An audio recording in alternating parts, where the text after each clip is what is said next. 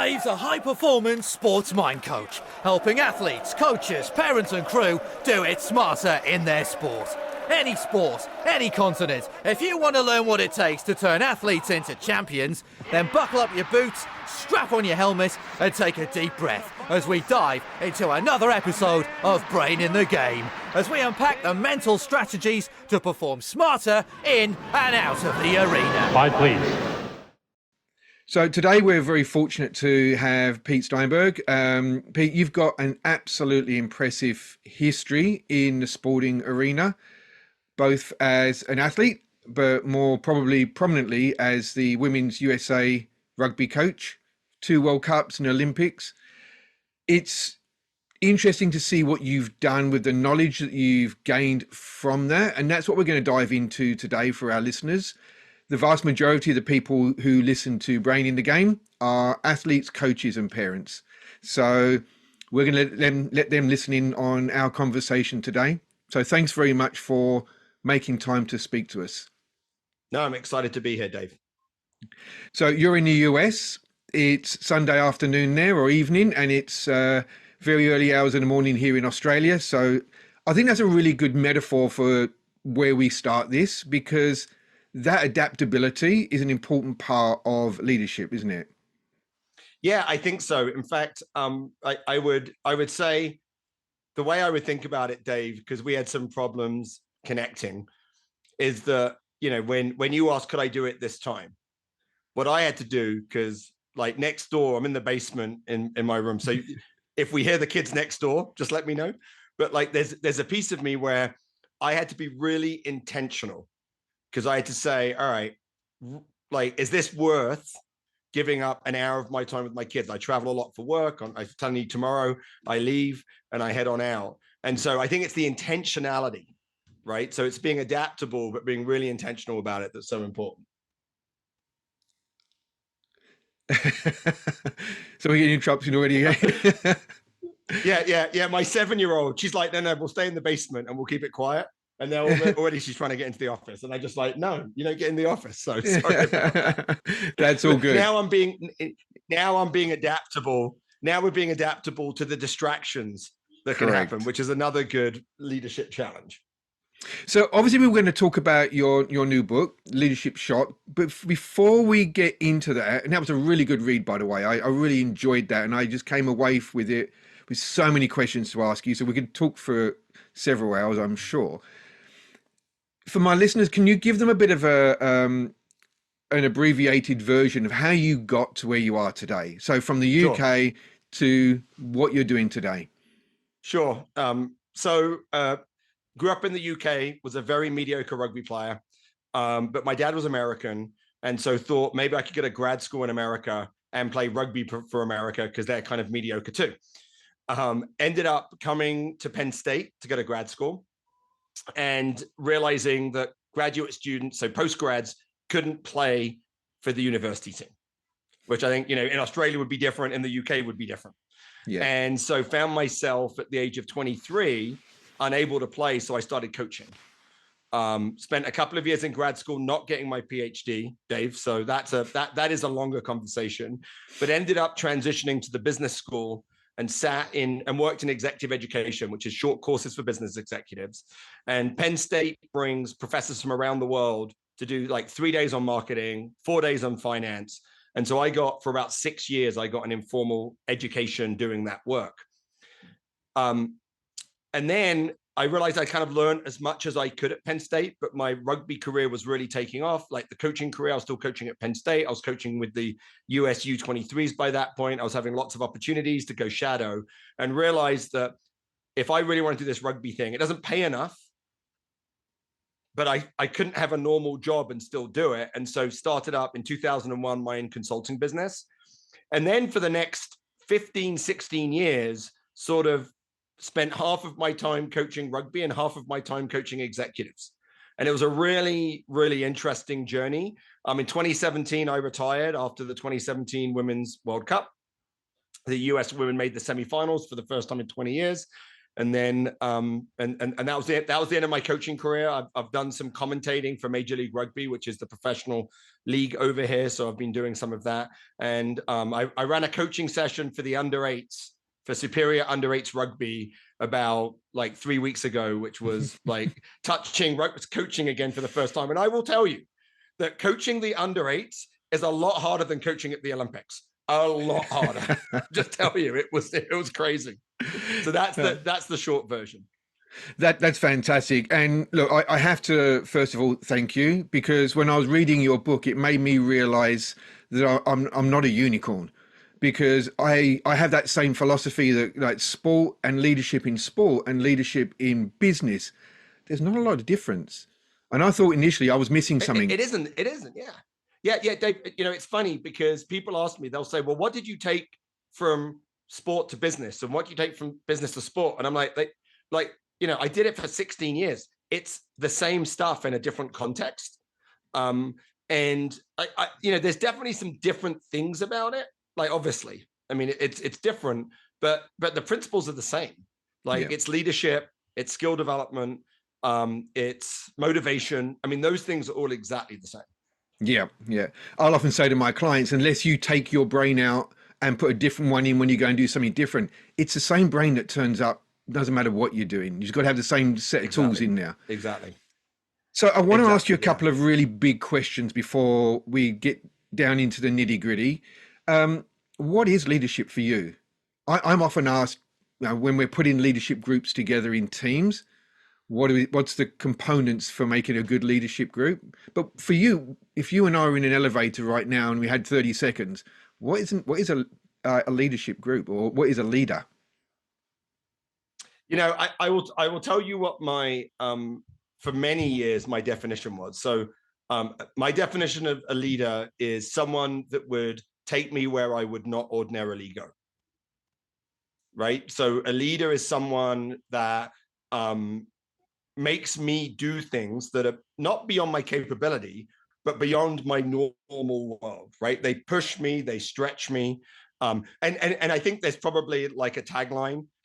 So I think it's probably more effectively something like, a leader takes me where I wouldn't ordinarily go to meet my goals, right? And I would say that's probably a fully rounded leader. But probably in the last 5 or 6 years, I think I've changed my thoughts around it. And I think what I would say is, leaders create great citizens. And what I mean by that is, leaders are people that actually create an environment where people want to be their best and at their best and be their best selves. Like, it's less about the leader and the actions that they do, and more about the environment that they create. And so I have conversations with clients, and they said, we have a leadership issue. And I always ask, do you have a leadership issue, or do you have a citizen issue? Right? Are the members of your organization being the way they want to be?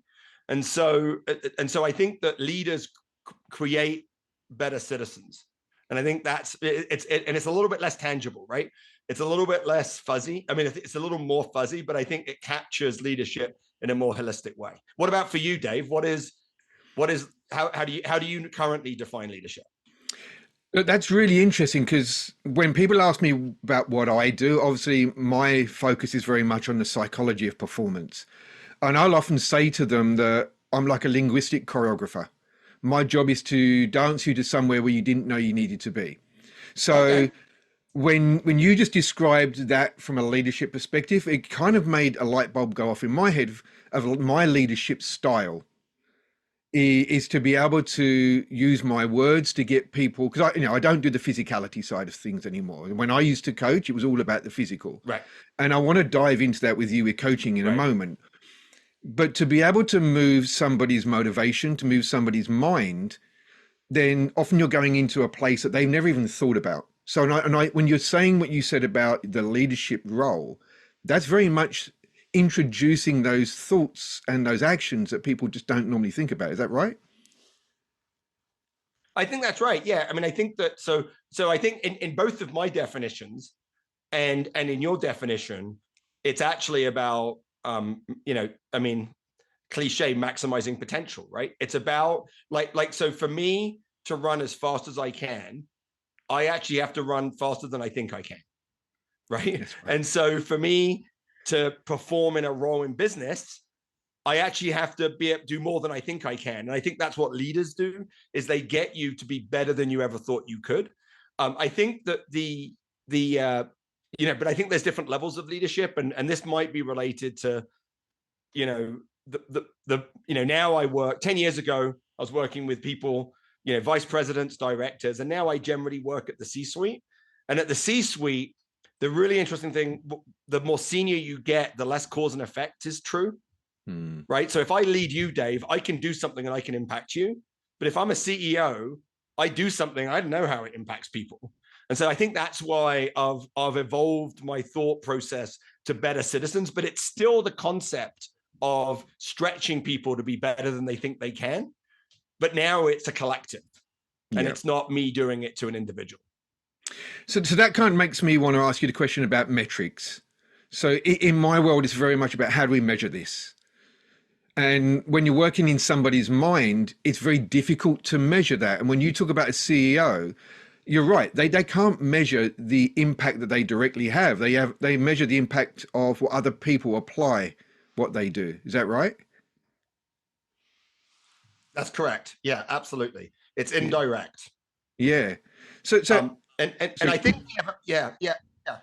No, go on. Sorry. Well, I think I always like to say, it's sort of funny with my background. I mean, often when I work with my clients, I never talk about my sporting background.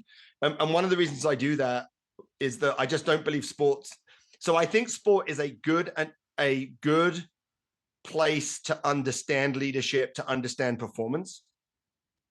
But I think sporting teams, we don't have very good metrics for. So what we see is a team wins, and then we say good team. And when we see team lose, we say bad team. And I'm like, that's a terrible metric. And you find that in business as well. Like the guy that becomes the sales director is the guy that sold the most, because that's what we can measure. But that's a terrible metric. Like the guy that sells the most, you should not make to the sales director, but that's what we use. And so I think metrics are really hard.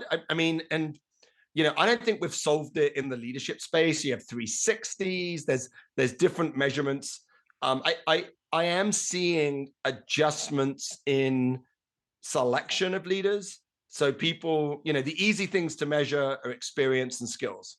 The hard things to measure are mindsets and attributes. And I'm seeing more sophisticated companies being like, you know what, selecting someone for an experience to be the CFO is a terrible metric, because a year in, they're going to have he or she will have all the experiences you need. Yeah. So what should we should actually select for attributes and mindset, the way they think and who they are. The challenge is that means you have to go and say, well, actually, what are we actually looking for? Like, what is it that we want this person to do? And most organizations haven't thought about that. So there's a real metric issue, very similar to the one you described in your role. Yeah, look, absolutely. Building team leadership groups was one of the first things I always get asked to do when I go and work with a team. And often the head coach will turn around and say to me, I want this, and this, or this player has been playing really, really well, so we want to make them on the leadership group. And I'll have the same conversation with the head coach and go, okay, what is it we're trying to get this leadership group to do? Right. How do we measure their success of them? And I think an analogy that I use in rugby, it doesn't matter if I'm working with a racing car driver or I'm working with a tennis player or I'm working in a team, it's what's the purpose here? Is it fit for purpose? And I'll use a rugby analogy of scrum. So I want to talk a bit of rugby to you first of all, and we can nerd out on this. When I'm talking about a rugby team and there's 8 people that come together in a scrum to get an outcome, they've all got very different roles, haven't they? They've all got very different jobs to do, whether they're the prop or, whether the hooker or, whatever they are in that ruck. The outcome's the same, but how you get there, what you want from him is different. So how do you identify that? Like, if you want to make somebody a leader, or they've been promoted to the position of a leader, How do you get them to be the best version of them rather than be a version of the current leader? Well, I think it's interesting, Dave, and you've probably seen this a lot, but so first of all, I'm always uncomfortable. I was always uncomfortable as a coach when I selected the leadership team because I don't think I'm the right selector. Because the goal of the leadership team isn't to serve me. The goal of the leadership team is to serve the players. But then you have to like be okay with them choosing people that you don't agree with, right? Or maybe you disagree with. And throughout my career, I think I have learned that the players are much smarter about this than I am. That they would choose someone that I would say, why? I mean, I remember this was back in my early Penn State days.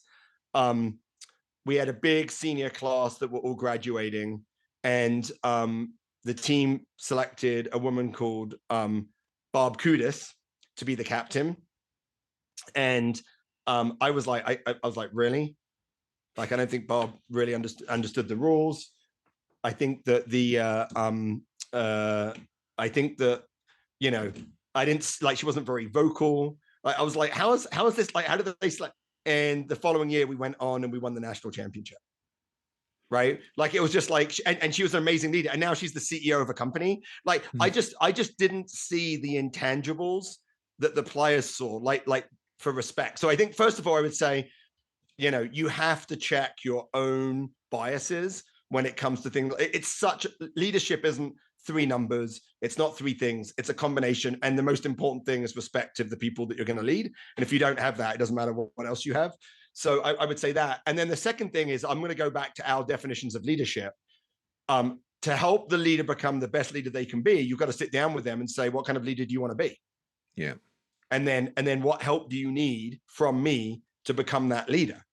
Right. And so I think that to me is, one of the things that is the same as a coach, particularly in rugby, and a really great leader, is that you cannot make it about yourself. It has to be about the players, or as a CEO, it has to be about the organization. And if you make it about yourself, then it's always going to get in the way. So honestly believing that the people on your team and the people in your organization are smart, can make good decisions, and letting them do that, I think is really critical. So I think it starts with how you select the leader, and then it's helping them go on the journey that they want to go on. I know that's really interesting, and I think, you know, you and I share a very similar philosophy to that. So the question I'd ask you then is, you often hear about people say, "Oh, they're a natural born leader." Well, that always puts the hairs on the back of my neck up a little bit. But I'm going to ask you the question: like, do you think leaders are naturally born, or is it something that's crafted? And are they a good leader in one area but maybe not in another? Yeah, Dave, this is really interesting. So I'm working with a colleague called Adam Russell, and Adam played for the US in rugby a couple of times, is a cultural anthropologist, and actually did work in performance for like the elite Department of Defense and intelligence agencies for the US. So he's in this performance world, and now he's doing AI. So like, he's a super smart guy. But we've been talking about this concept of third wave thinking, and you see it coming up every now and then. So first wave thinking is, in performance, is you select for it. Like, you know, this guy's tall, so I'm going to select them, or this guy's a natural leader and I'm going to select them. Second wave thinking is, oh, we can actually improve performance if we hack it. Like, if we get this leader to speak more, or if we get this leader to do this one thing, then they'll be a better leader. Third wave thinking is, actually, there's this system that we don't really understand, right? That we have to somehow navigate. And the best way to navigate is through experimentation and feedback, right? And this is something that we bring directly to our clients in business. And I actually think this is something that athletes don't realize they do. Like, but it's a really important, like, hey, you know what, you want to improve your passing, hold the ball like this. So the athlete tries it, and they're like, well, I don't like it like this, but I like it like this. Oh, it works, right? That's experimentation and that's iteration. And athletes don't realize they do that all the time, but in business we don't do that enough. And so what I would say is that leadership is like the ultimate third way, because it isn't the leader themselves. It isn't just the leader. I could be a great leader in team A and not a good leader in team B and behave exactly the same because I'm in this ecosystem. I think, Dave, and I believe in change. I believe that people can be better at it. But I do believe there are attributes that can help people be good leaders. It doesn't mean they're required to have them to be a good leader, right? I think there are some people where some parts of leadership become more natural, but those can also be negatives, right? So if you're a very vocal leader, you might be difficult to talk to or difficult to approach, right? And so to me, it's not about, it's actually about the way you define leader.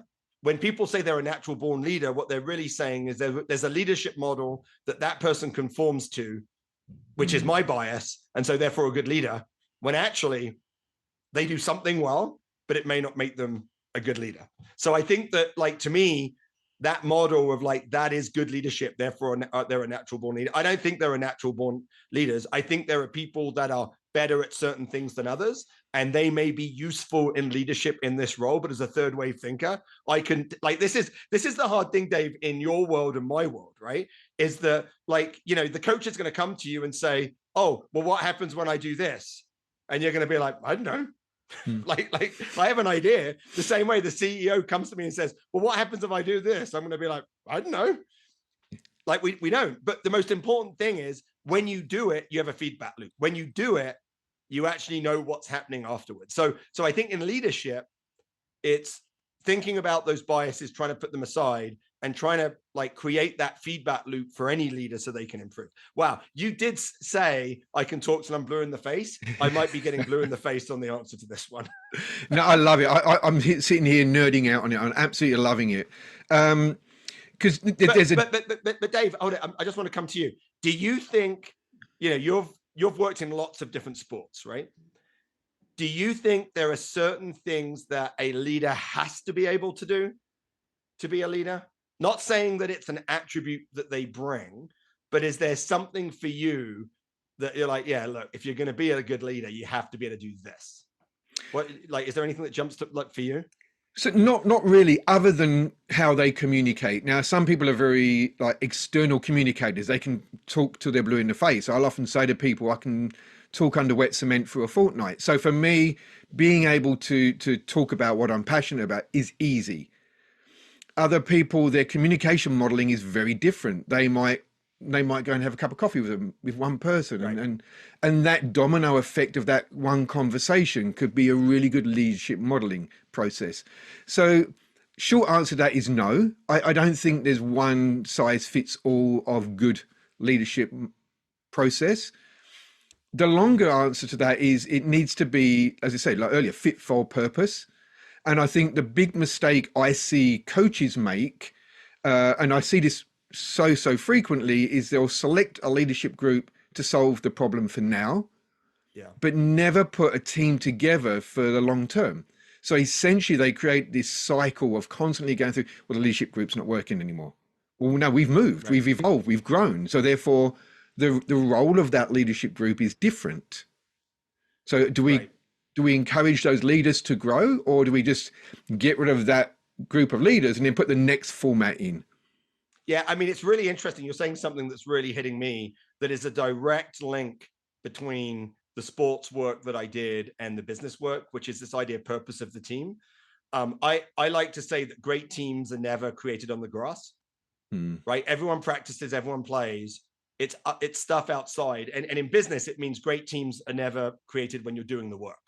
Right? Like when I shadow a team, I'll jump on a call, and if they, if the call kicks off at 12 before 12:01, they're like, item 1, okay, let's talk about this thing. I'm like, all right, this isn't a team. This is a group that's getting together to do work. And so one of the things that I asked the team is, I'm like, why are you here? Like, why do you exist? And I think asking that of a leadership team in sport is really interesting, and doing it on an ongoing basis, right? So it's not, why do you exist forever? It's why do you exist for this season, or why do you exist for this half of the season? And it might be, why do you exist now? And at some point we should probably, like, any of you guys can be like, hey, let's revisit our purpose because something doesn't feel right. Something's changed, right? And so I think in and we often do this in the big team.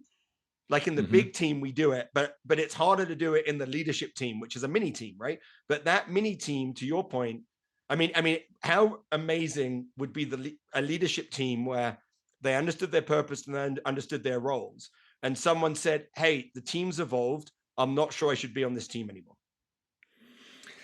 So interesting, right? you say that. I don't think I'm adding it, right? Like that. Like if they could do that, I'll go like, bing, bing, bing, bing. That is like an amazing team.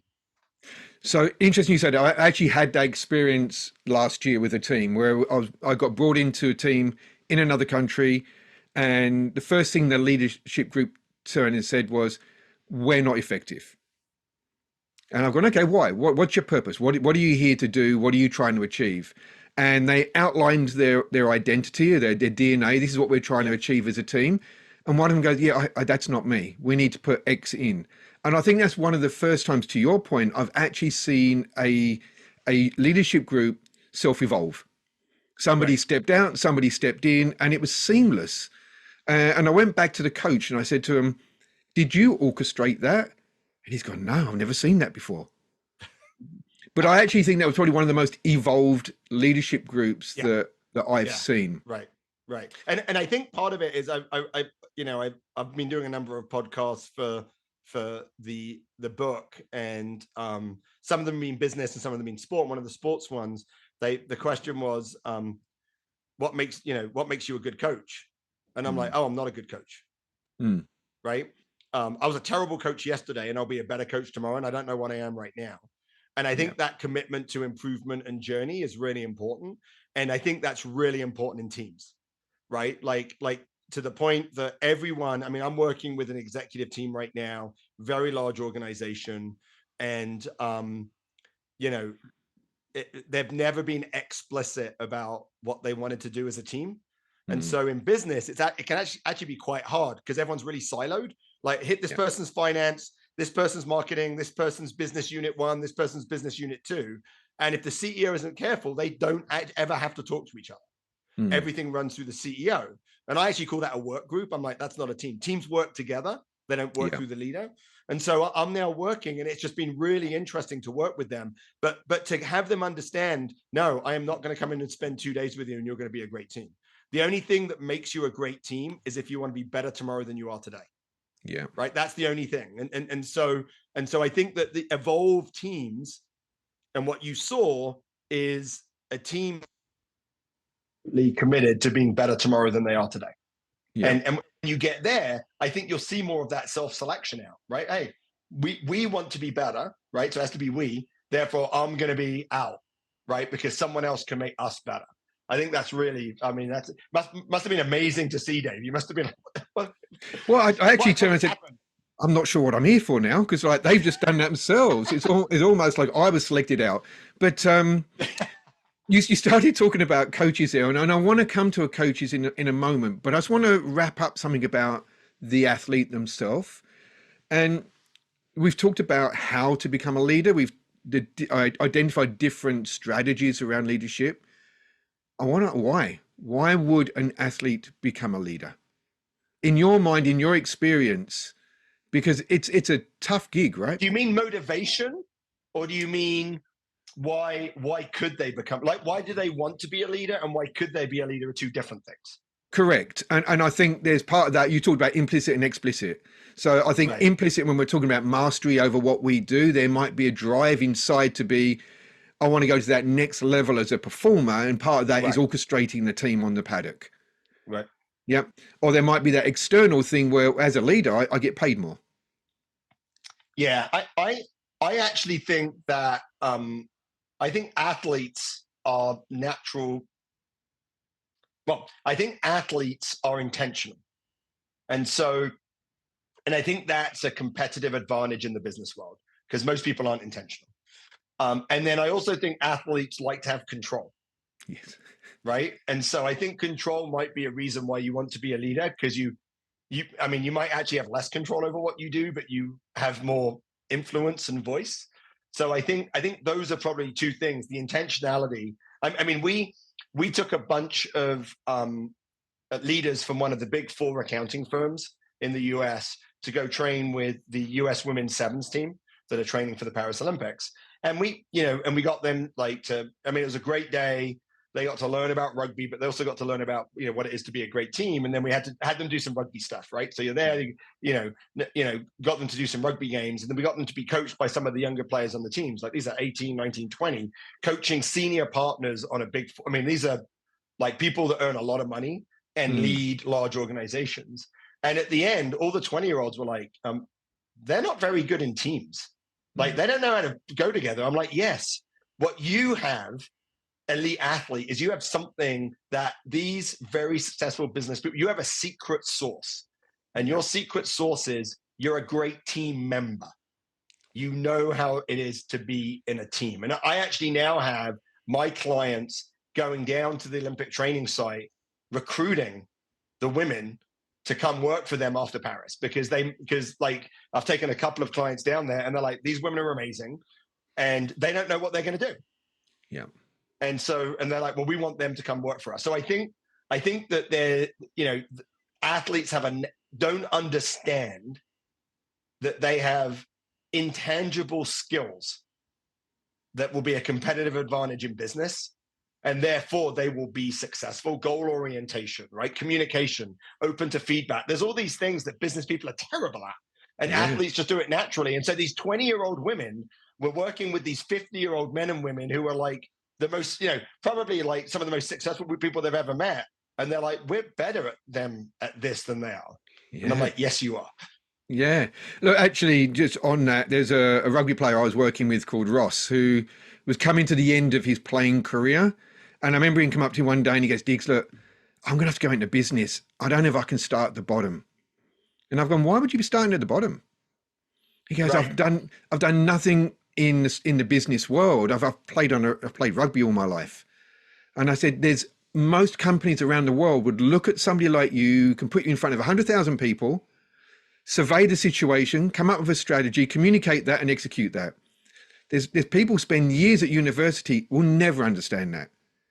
So the question I have for you is, how do we get athletes to understand that their unique skill set is marketable?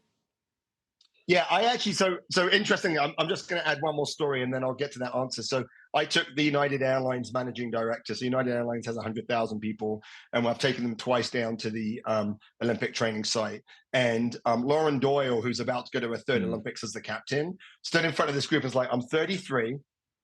I have nothing on my resume for the last 12 years. Who would hire me? And 40 hands went up. Yeah. I'll hire you. Like they all wanted to hire him. And so I think there's two things. One is, I think we do a disservice, and maybe this is too strong a word. I don't think we do enough of a good job in sport in exposing our athletes to business while they're playing. And there's two things about that. So one is, business people want to meet our athletes while they're playing. Like they have a special, like that's when they want to do it. The day after you retire, you're less interesting to me. So one is, I think we need to do a better job of that. And then I think in our sports, and I'm committed to doing this, particularly in women's rugby in the US, we need to market our athletes to businesses who are looking for the skills that they have, right? We need to create recruiting channels that say, I want, and there's, I know in the US, there's a number of companies that recruit elite athletes because they know they're special. They know they have special skills, and they come in and they have an accelerated program to get them on board. Like that's what they do, right? And so I think there's a little bit, and then, because I don't want to disempower the athletes need to be putting their hands up while they're playing and saying, hey, in the off season, I want to come to, like, all you have to do is go to like your club sponsors, right? So you're playing for your club or your province. Who are the sponsors? And be like, in the off season, local company, I would like to come and spend 2 weeks shadowing someone in your organization, right? Like your club, your union, right? Your national governing body all have sponsors. Any of those companies would love to have someone walk through the door who's an elite athlete. and they would see it as like, oh, like they, this is the disconnect, Dave, right? Is that the Yeah. athletes are like, oh, I hope they let me in, and the business is like, oh, I hope they come in, right? There's like this gap where we haven't made that connection. Yeah, look, and I agree with you. Again, I think the key challenge here that we're seeing with retiring athletes, and there's a huge industry about how you transition athletes out of sport and into the real world, for want of a better expression. But it's when you think about corporations, they want the athletes' sporting success, and athletes think that they're only valuable because they have sporting success, Right. rather than It's they a have this. metric issue. We go back to the Correct. metric issue. It's how we're Correct. measuring like how effective they are, right? We don't Yeah. look at it as an holistic third wave thinker that says they have all these skills and attributes. We look at the very narrow thing that they do. Yeah, exactly right. And they going back to your earlier thing, they get siloed into, well, you were great on the paddock, or you were great in the pool, or you were great on the ice, but that doesn't cross over. That doesn't cross platform Right. into business. Where yes, it does. And I think there's a communication issue there. I think there is a communication issue, and I think that actually, so I'm a great believer in, and this is something that I'm working on in the US, right? So for rugby in the US, it's most for women. It's a college sport, and it's not only a college sport, but the varsity programs are like Harvard and Brown. They're like the Ivy Leagues, at Stanford. Like there's really amazing schools that have strong rugby programs, and so I'm committed to be like the women's rugby as a sport could generate revenue by making their athletes accessible to businesses who want to recruit those sorts of women, which is almost all of them. And so I think that we need to be more intentional. So I actually think unions are leaving money on the table by not making those connections. A recruiter will get 1 to 2 times the salary of a senior leader that they recruit. They'll get 20%. So 20% of the salary of like a CEO. And the rule of thumb for a recruit in value is twice their salary. So in other words, if I get the right person and they're paid $100,000, that's worth $200,000 for me, right? So for me to get the right person, I'd be willing to pay $20,000, right? And so unions are missing this. They have siloed their athletes into you're good on the paddock, you're good in the pool, as opposed to like, you're an amazing person, you're a talent pool that businesses want to recruit from. We should make that easier for you, and the sport that you play for should get a benefit out of that. But we're just like, that's very third wave thinking. Yeah, absolutely. That leads me into the coaching world. So I lecture at university for the degree in coaches. And the first thing I ask each coach when we first start the unit, the psychology unit, is why do you want to coach? Because you've coached at the elite level, at the high performance level, and it is a thankless task. And so I often say to them, why do you want to be a top level coach? Why are you doing this? And often they'll turn around and say, I want to either influence the sport, or I want to get paid big bucks. If I want to get paid big bucks, then I've got to have this degree behind me and I've got to be on a national team. The disconnect we're seeing with athletes and the business world, I think there's a missing step between how coaches are treated too. So that siloing of a coach, where you're a good rugby coach, or you're a good hockey coach, or you're a good netball coach, rather than you've got this skill set. How do we get better coaches to see leadership differently? Yeah, it's interesting. So when I take a group of executives to hang out with the US Women's Sevens team, I have Emily Bidewell, who's the coach, come and talk to them about strategy. And she comes in and I'm like, Emily, like if you went and did that for another client, like you could get paid $20,000. Like you just come and talk for 2 hours. Like the value, because part of it is, so what's really, really interesting in coaching is that, and what's really interesting in elite sport, and this is where Dave, you and I think for our business clients, this is what we do bring, is that while we have a metric problem, we have very strong metrics. And therefore that makes us be very, very intentional and specific about what we're trying to do. right? And so when you look at a 4-year cycle for an Olympic team, guess what they're not trying to do every day or every tournament? They're not trying to win every tournament. No. Right? They recognize that there's this journey. And so I took a group to the Olympic training site, an executive team, and the leader of the executive team walked away and was like, we try to win every day. I'm like, yeah. So when you try to win every day, guess what you don't do? You don't get better. Right? Because you're not allowing yourself to have some moments where you're like, we're going to get by today, but we're going to try something new. So we don't know if we're going to be good or not. When you try and win every day. So that ability to be like, hey, like in this tournament, we're going to do it. That the ways coaches think about strategy and then taking that strategy and breaking it into blocks, right? And then taking those blocks and taking it down to tactics, then taking that down to what we do at practice and measuring every single minute of practice and having it be valuable. That is like, those are skills that do not exist in business. Like I do what, I mean, the time management that an elite coach needs to have to be effective is like, I have not come across any exec, and I've come across some amazing leaders. None of them understand the value of time like an elite coach.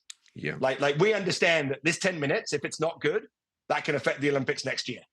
Right. Correct. And so I think some of that's true. I'm going to, if I just come back, I just want to touch on something that you said that was very particular to my journey as an elite coach is I never cared about winning, and I was never going to get the big bucks. The only reason I coached is I wanted to leverage the sport to help women be amazing in their lives. And I would actually argue, and I think I learned this, that's actually incongruent with elite sport. Yep. And in when I went to the World Cup in 2014, my focus was, I want this to be a transformative experience for the athletes. And if we do that, then we'll play our best. And we didn't play our best. They had a transformative experience, but we didn't play our best. It's what I call a good culture, but not a performance culture. In 2017, I was like, and then I also realized, Dave, as a reflection, I was coaching to my goals, not the athletes' goals. The athletes want to win. So 2017, coach to win.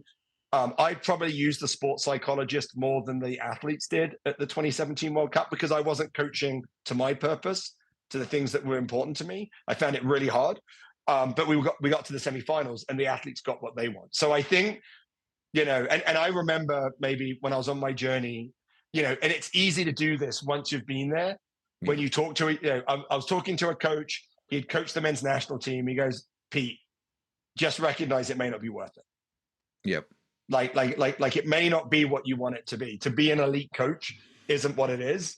And I believe that the next generation of wellness is going to be coach wellness. Like, I think we're doing a good deal with athlete wellness. We're being a lot more sensitive to that. I think there's more programs, but I don't think we've touched on the coach wellness. And I think coach wellness is a thing. Really interesting you say that, because I've been doing this for a really long time.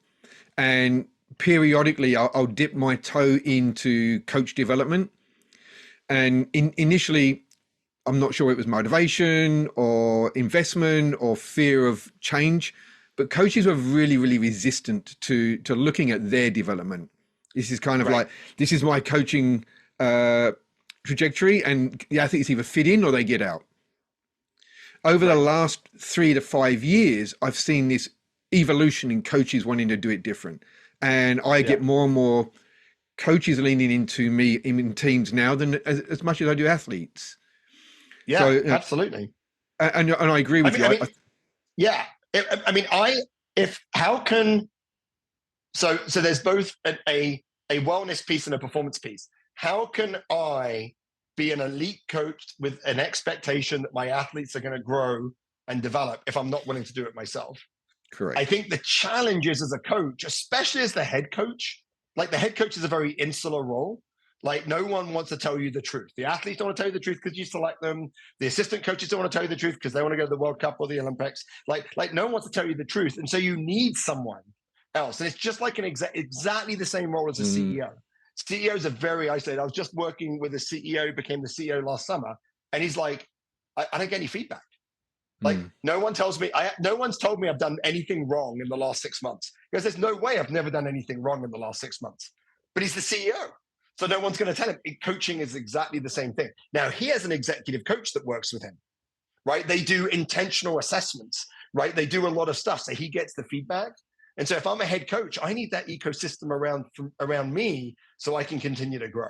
Yeah, I think I'm glad to hear coaches are open to it, but I still don't think we put the infrastructure around a coach, especially at the elite level, to go on that journey. You can't, like, it's still hard to do that. So I'll share a very quick story with you that kind of highlights that. I got called in to work with a team that was going off to an Olympics, and the coach said to me, "I need you to come in and fix that athlete. They're broken," which again stands hairs on the back of my neck. But yeah, I went in and I watched this athlete train, and they were phenomenal. The next day they went and did a trial for the Olympics, and they capitulated. And so the coach turned around to me and said, "See, they can't compete." And I said, "Look, with the greatest respect, it's not the athlete, it's you." And so first thing they did, they fired me. So I had to head back to my hotel room. Then I get this phone call and he goes to me, "Okay, come and explain to me why is it me?" And I said, "There's a difference between the student version of your athlete when you're teaching them stuff, they can go and make mistakes, they can push boundaries, they can try new things. Right. And then there's a performer version. You got to trust them to go out and have autonomy to go and do their job." And he's gone, "Okay, I can see that I kept them in that student mode. I was constantly telling them, you got to correct this, got to do this." And I said, "But that's the same thing for you as a coach. There's a time when you've got to learn, and there's a time where you've got to apply. So if you expect that from your athletes, and you're not doing that yourself, what message are you sending?" So full credit to him. He went and adjusted what he did. But from a coach's perspective, how do we encourage them to make mistakes, learn new strategies? Yeah, I mean, I think it comes to like it.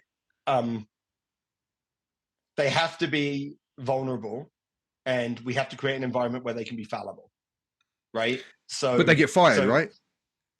Well, this is where we come back to the original metrics, right? Yeah. So the challenge you have as a coach is that I have to be fallible, but I still need to win. Right? That's the challenge. So I actually think it's a mindset issue, right? So the mindset, the second wave thinker is, I'm the coach, I have to control everything, right? Because that gives me control. And therefore, I don't even know if second wave thinkers believe that it helps them perform at their best, but it gives them a sense of control, right? Yeah. So maybe mentally I can handle that. The third wave thinker is, I can't control any of this, right? So I'm just going to try some stuff, right? And I'm going to learn from it. And so I think that having the right mindset, that is, performance is a non-linear journey, right? And helping. So to me, and this is why in like Olympic sports with the 4-year cycle, it's very different than it is if you're in like, the Premiership and you've got to play every week. But even in the Premiership, when you're playing every week, right, you're still identifying peaks. You're still identifying times when you can experiment like that. You have to be able to do that. So the most important thing as an elite coach is to recognize, when is it that we have to be at our best, and when do we have an opportunity to experiment and do something differently? And I think that's why I go to the mindset where letting go of the control and recognizing that the experimentation and learning, like I always, when I was doing coach development, and I headed up coach development at USA Rugby, and I do this now, but there's a difference in coaching and learning. Yeah. Right? Coaching is what I do. Learning is what the athlete does. So if I can be focused on learning and not coaching, I think that opens up opportunities for the way that I can interact with the athletes. So that's a structural thing though, right? So we have to give them the space to be able to do that. I think so. I mean, I wonder, you said something that I thought was really interesting when you first start working with coaches in your degree program, which is like, why do you coach? I actually think coaches could benefit a lot from really doing some deep discovery work on their purpose. Yep. Like, why is it that you're actually coaching, and then building a coaching model that fits their purpose, versus what we generally do is use a coaching model that we saw another coach use. Right. Yep. So opening up the doors and being like, look, if you want to coach like this, what does that mean? Like, let's say you've never seen anyone coach. What would that look like if you coach like that? Because I think, in the book, I talk about authenticity. and there's something called the authentic leadership model. I actually think fundamental to sustainability, whether you're as an elite coach or an executive, is to really understand that what you're doing is important to you, and what you're doing fills your emotional tank, and like linking it to your purpose. So I think if coaches can truly understand their purpose, then they can build a coaching model that is really linked to what's important to them. And then, and I think, Dave, what we have to be careful of is and then we don't judge, right? So they could be a second wave thinker, controlling and really focused on winning. No problem. As long as you're doing it because it's the way that you actually want to do it. You and I would argue short-term success, maybe long-term, not so much, right? Which, by the way, also requires you as a really great coach to recognize, like you said, sometimes a performer, sometimes a student, right? Is actually the great coaches are the ones that can have multiple styles and approaches. But I think helping people understand that, I think is important. Now, structurally, I think if we could have more third wave thinkers at the top of unions, at the top of professional clubs, like the people that really understand performance, that would be great. We're probably a generation away from that, because the people that are up there played in like the 80s, where it was probably first wave. Like, you're a big guy, so you're good, right? It wasn't even second wave. And so I think that there's probably like a little bit so Dave, if we were going to do that, you need to go and educate like the board of the Australian Rugby Union, right? You need to go and educate like the CEO of the Brumbies or whatever it is, because those are the people that are going to give. If they don't understand that way of thinking, the head coach at the elite level, they're not going to survive third wave thinking. So I want to put a bit of a handbrake up on this, because we could talk for hours in this. Yeah, we could. I want to bring this back to your book, because you've talked about structuring there, and that's a big focus of mine, building that framework and building that structure. Why did you write the book? Probably two reasons. One is I retired in 2017 from coaching. And so for 20 years, I had my rugby coaching business and my leadership consulting business. And all of a sudden, I had a lot of time on my hands. So I was like, so that's probably one thing. And the second thing was, I felt like I had learned something that would be useful for others to learn. And so the book's Leadership Shock, and I'll just give you a brief story to like my journey as an executive coach. Is I kept coming across leaders that had the same problem. Their calendar was crazy. Their teams were confused. At the end of every week, they're like, what have I done? They were only fighting fires. And I kept seeing it over and over again. And I kept seeing it in a very particular place, which is when people were elevated to a new role. And probably I should have realized this faster. I was like, hold on, there's something here, right? There's something in a leader's career where something changes and they get into what I call leadership shock. So it's like physical shock, right? So it's like your body in shock, your heart pumps, you can breathe, like all those things, but you can't actually do anything. And that I was coming across leaders who couldn't do anything. They had meetings, like they would talk to their team, but they weren't able actually really to do something. And this is something I took directly from sport. So really it's about how do you develop your principles of play? How do you, as a rugby coach, get your athletes to be able to play a coherent way? You need to create frameworks and structure, and you need to connect pieces to build that, right? So you have to understand, what's the game that's being played? What's the game that we want to play? What are our athletes like that allow us to play that way? And therefore, what are our principles of play? There's just, you put all these pieces together. And so what I did as an executive coach is I started putting pieces together. I'm like, oh, well, okay. So, and I really started with the very tactical stuff, which is all right, to be good as a leader, you have to know what's expected of you, and you have to have an idea of a vision of where you want to go. And then I built the authentic things around it, which is purpose. So understanding your purpose, the strength that you bring, and then what are your leadership beliefs? And so if you look at those 5 inputs, you can identify where you should prioritize and what sort of leader you should be. How do you want to lead? And those are very intentional outputs. And the leaders that I work with who were very successful. In fact, the problem is, it's like, this is the career success speed. The problem is they've been so successful, they got promoted to a new role, but their old style and their old approach to leadership didn't work in the new role. And that's again, blue in my face, Dave. One question, 5-minute answer. Yeah, no, I love it. Absolutely love it.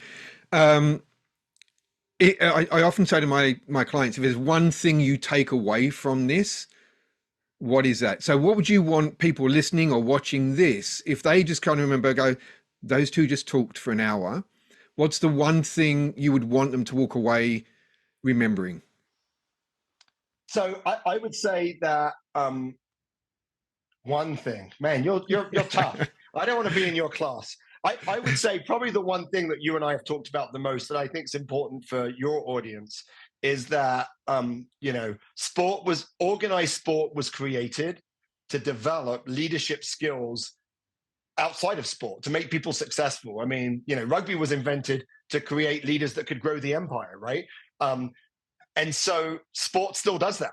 That's exactly what sport does, right? Yeah. It is not there just to go to the Olympics. It's not there just to go to a World Cup. It's not there to win a medal.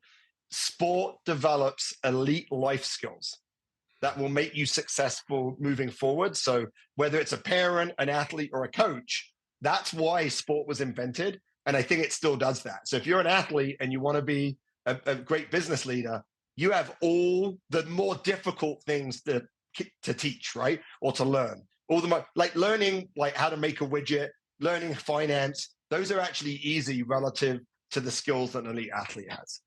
Yeah. Outstanding. I've absolutely loved talking to you today. It's as I said, it's nice not to be that unicorn. I've enjoyed hearing you talk and a lot of very similar philosophies. If people want to get hold of your book or want to get hold of you, what's the best way for them to be able to do that? Sure. So thanks, and I appreciate the opportunity, and I've loved this conversation too. So yeah, I mean, Amazon's the easiest place to get the book. So please go onto Amazon. You can find it Leadership Shop. You can find me at petesteinberg.com.